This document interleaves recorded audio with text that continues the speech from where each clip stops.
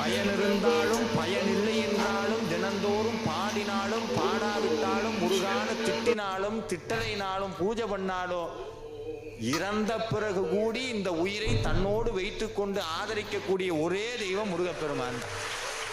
நீங்க முருகனுக்கு பூஜை பண்ணலைனாலும் சரி சார், எத்தனை பேர் நீ காலையில திட்டிட்டு வந்திருப்பீங்க முருகனை, உனக்கு தினமும் பூஜை பண்ணி என்ன பண்ண, இந்த மாதிரி எத்தனை பூஜைக்கு போயிட்டேன் நீ என்ன பார்க்குறியே. சாமி சொல்றாரு, இதே திருப்பரங்குன்ற மண்ணிலிருந்து சாமி சொன்னார், உனை தினம் தொழுதிலன் உனது இயல்பினை உரைத்திலன் பல மலகுடன் அடியனை உறப்பணிந்திலன் ஒரு தவமிலன். ஆனா நம்ம அப்படி சொல்ல மாட்டோம், என்கிட்ட குறை இருக்குன்னு சொல்லவே மாட்டோம். பார்த்துருக்கீங்களா? முருகா, உன்னை பாடுறதுக்கு உன்னை பூஜை பண்றதுக்கு எனக்கு தகுதி இருக்கான்னு தெரியல. ஆனா என்ன சொல்லுவோம், முருகனை கும்பிட்டு என்ன பண்றது, சோதிக்கிறார் போட்டு சோதிக்கிறார் போட்டு. ஆனா நீங்க எவ்வளவு திட்டினாலும் சரி, எவ்வளவு தூரம் அவரை நீங்க கிண்டல் பண்ணாலும் சரி, ஏன் ஒரு கட்டத்தை